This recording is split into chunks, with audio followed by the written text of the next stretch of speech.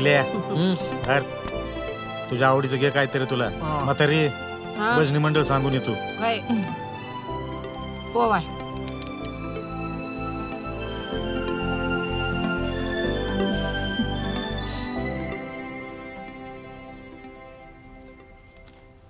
अरे हे घे. नको.